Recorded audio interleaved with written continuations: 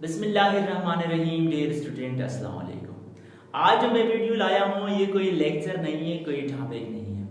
आज के वीडियो में मैं आप लोगों को बताऊंगा कि एक घंटे में पूरा एक चैप्टर कैसे कवर किया जाता है।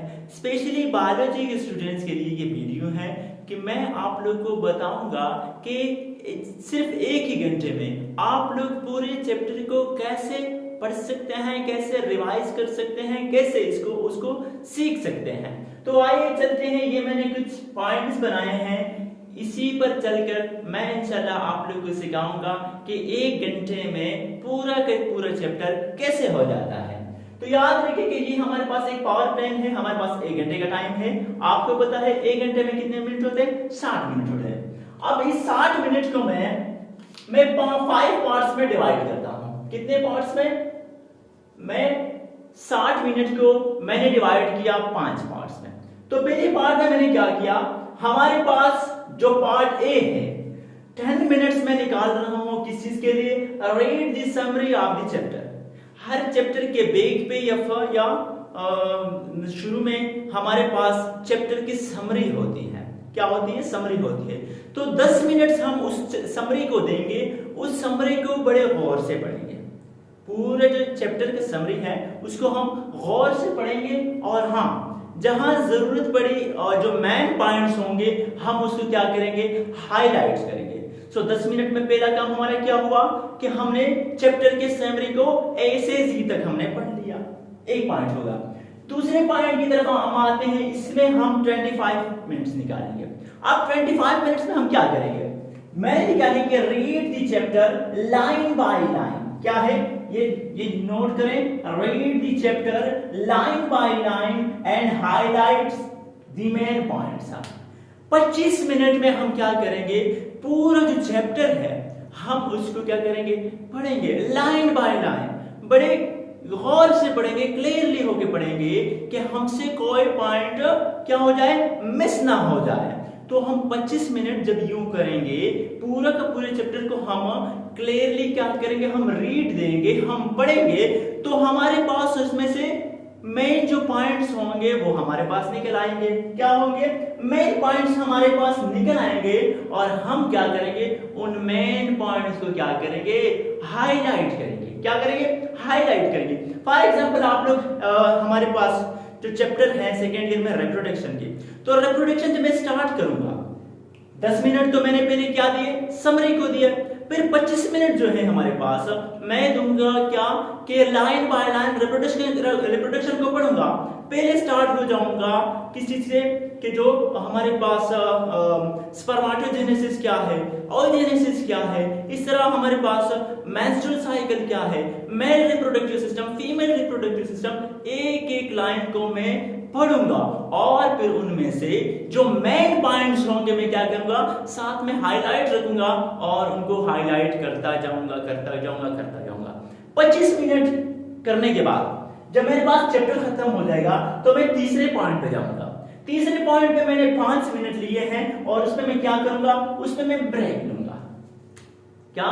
क्योंकि अगर हम ज्यादा पढ़ेंगे तो ये रिसर्च हुआ है कि हर 20 मिनट के बाद 5 मिनट की एटलीस्ट आप लोग क्या करें? ब्रेक ले लें।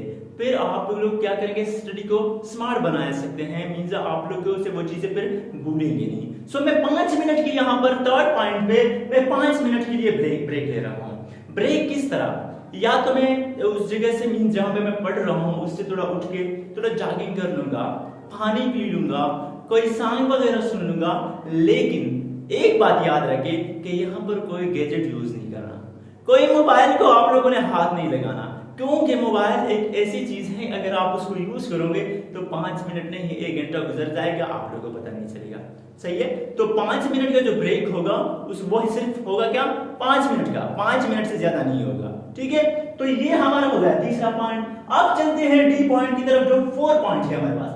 10 मिनट का भी ये पॉइंट है। क्या है? 10 मिनट में क्या करेंगे? Read the highlighted portion clearly. क्या करेंगे?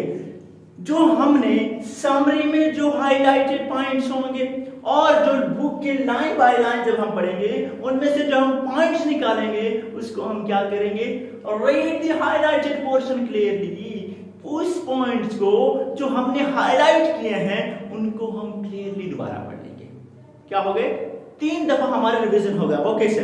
आप लोगों ने समरी पढ़ी, थोड़ा आइडिया हो गया। लेकिन एक बात ये याद रखिए आप लोग कि ये उन स्टूडेंट्स के लिए जिन्होंने पहले थोड़ा बुक को रीड दिया हो। बुक क्या हो? वो ये चैप्टर जो हो रिप्रोडक्शन वो पढ़ा हो। अब अगर किसी ने पढ़ा नहीं है तो वो 60 मिनट में तो फिर उसको कैसे खत्म करेगा? तो शर्त ये है कि एटलीस्ट इसने पढ़ा हो, इसने रीड दी हो, तो फिर ये अप्लाई होंगे। तो मैं क्या करूंगा, चौथे पॉइंट में जो हाईलाइटेड पॉइंट जो मैंने समरी में लिए हैं और जो हमारे लाइन बाय लाइन बुक के चैप्टर से लिए हैं उनको मैं दोबारा क्लियरली पढ़ूंगा। तो एक दफा समरी में हो गया, दूसरी दफा हमारे पास कितने बुक लाइन बाय लाइन में 2 बार रिवीजन हो गई, और तीसरी दफा जब मैं क्या करूंगा, जो हाईलाइटेड पोर्शन है उसको दोबारा मैं रीड दूंगा 10 मिनट में, तो हमारे पास ये तीसरी रिवीजन हो गई। समझ आ रही है ना? तो ये हो गया हमारा चौथा पॉइंट। अब लास्ट पॉइंट की तरफ आते हैं जो ई पॉइंट है, वो भी 10 मिनट की है। Make flow charts or mind maps. कुछ लोग इसको फ्लो चार्ट कहते हैं और कुछ क्या कहते हैं, माइंड मैप्स कहते हैं। क्या करूंगा मैं, फ्लो चार्ट बनाऊंगा कि फॉर एग्जांपल हमारे पास क्या है, ये जो मेल में वो होती है, पहले हमारे पास टेस्टिस होती है, या मैं क्या करूंगा फ्लो चार्ट्स की बजाय मैं माइंड मैप बनाऊंगा। माइंड मैप मींस मैं एक नक्शा बनाऊंगा। क्या? अपने जहन में एक नक्शा बनाऊंगा कि अच्छा पहले हमारे पास क्या होते हैं, टेस्टिस होते हैं। अच्छा टेस्टिस का वेट कितना होता है, अच्छा टेस्टिस होते कहाँ पर है, उसके बाद नीचे आते हैं, अच्छा टेस्टिस के बाद वेसेफरेंशिया क्या होती है, ये कहाँ से स्पर्म की कलेक्शन करते हैं, कितने वेसेफरेंशिया स्पर्म की कलेक्शन करते हैं। अच्छा ये मेरे जहन में आ गया। फिर जाऊंगा मैं एपिडिडिमस की तरफ कि अच्छा एपिडिडिमस का क्या रोल होता है, वहां मुझे पता चलेगा कि एपिडिडिमस तो क्या होता है, ये स्टोरिंग करता है स्पर्म की। अच्छा फिर मैं इसी तरह आगे हमारे में क्या है, पूरा का पूरा जो मेल रिप्रोडक्टिव सिस्टम है उसमें मैं पहुंच जाऊंगा। तो ये क्या करना है, या तो आपने इनकी फ्लो चार्ट बनाने हैं, एक एक लिखना है अपने लिए आसानी के लिए, या अपने दिमाग में कुछ क्या करना है, एक मैप बनाना है, एक नक्शा बनाना है। जब हम नक्शा बनाएंगे अपने लिए या हम फ्लो चार्ट बनाएंगे तो उसमें क्या होगा, हमारे लिए क्या होगी, बहुत ही इजी होगी। तो ये हमारे पास क्या होता है कि एक चैप्टर को हम घंटे में कैसे कवर करते हैं। अब शुरू में ये बहुत मुश्किल होता है। कोई स्टूडेंट अगर कहें कि सर ये कैसे पॉसिबल है 1 घंटे में, बिल्कुल मुश्किल होता है, इम्पॉसिबल नहीं है। Nothing is impossible, everything is impossible, but you have to work hard for this, you have to try again and again for it. Okay, so अगर 1 घंटे में खुदा ना खास्ता नहीं होता आप लोगों से, 1 घंटा 15 मिनट ले ले, उनमें भी नहीं होता, 1 घंटा 30 मिनट ले ले, लेकिन 1 घंटा 30 से ना ले, क्योंकि फिर हमारे पास ये जो पावर प्लेन मैंने लिखा है फिर पावर प्लेन नहीं रहेगा। सो कोशिश करें कि 1 घंटे में हो, 1 घंटे में नहीं होता, खैर 1 घंटे 30 मिनट में हो, कोई फर्क नहीं पड़ता, टाइम तो हमारे पास ज्यादा है। 1 घंटे 30 मिनट में अगर आपका पूरा का पूरा चैप्टर हो जाता है तो आप लोगों को क्या चाहिए। सो इन बातों पे अमल करें। और हाँ, बायोलॉजी के स्टूडेंट के लिए मैं एक और वो कर देता हूं, मैं यहां पर लिख देता हूं कि हमने पहले क्या करना है, बायोलॉजी स्टूडेंट्स याद रखे, और स्पेशली जो ऑर्गेनिक और इनऑर्गेनिक केमिस्ट्री वाले थे वो इन चीजों को याद रखे। ये आप लोग कभी फिर नहीं भूलेंगे, जो टॉपिक आप लोग पढ़ेंगे वो भूलेंगे नहीं। पहला क्या, कंसेप्ट्स, ये आप लोग अपने साथ नोट करते जाएं, बुक और सॉरी नोटबुक और पेन उठाएं, नोट करते हैं। कंसेप्ट्स, देखिए सब कहते हैं कि बायो में कोई कंसेप्ट नहीं है, बायो में जो कंसेप्ट है वो किसी बुक में नहीं है, ठीक है। तो कंसेप्ट क्लियर करना जरूरी है। आप रट्टा लगाओगे तो फिर हमारे पास क्या होगा, 1 दिन के लिए याद रहेगा, 1 वीक के लिए याद रहेगा, ज्यादा से ज्यादा महीने के लिए याद रहेगा, उसके बाद फिर जब टेस्ट में जाओगे फिर भूल होंगे। सो क्या करना है, कंसेप्ट मस्ट क्लियर करना है, सही है। दूसरा हमारे पास क्या है, क्रेम, या आप लोग इसको कहे शॉर्ट स्टोरी। इसका क्या मतलब, ये तो आ गया कि सर आप रट्टे पे आ गए। बिल्कुल मैं रट्टे पे आया हूं, लेकिन पहले आप लोगों ने कंसेप्ट क्लियर करना है, उसके बाद फिर रट्टा लगाना है। कंसेप्ट क्लियर होगा, फिर अगर रट्टा लगाएं तो उस कंसेप्ट में और भी खूबसूरती आ जाएगी, वो आपसे भूलेंगे नहीं फिर। तो याद रखिए कि पहले कंसेप्ट उसके बाद रट्टा, 2 चीजें हो गई।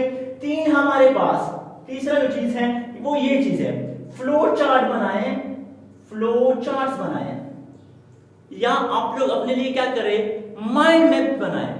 जितने फ्लो चार्ट्स आप लोग के साथ होंगे, जितने आप लोग के साथ किसी टॉपिक की हेडिंग होंगे, जब आप उन हेडिंग्स को याद करेंगे, जब आप उनकी मींस याद करने के बाद उसके कंसेप्ट बनाएंगे, तो याद रखिए वो टॉपिक आपसे कभी नहीं भूलेगा। ठीक है, 3 पॉइंट हो गए। चौथे पॉइंट पे हम अगर आए तो चौथे पॉइंट में याद रखिए कि टीच करें।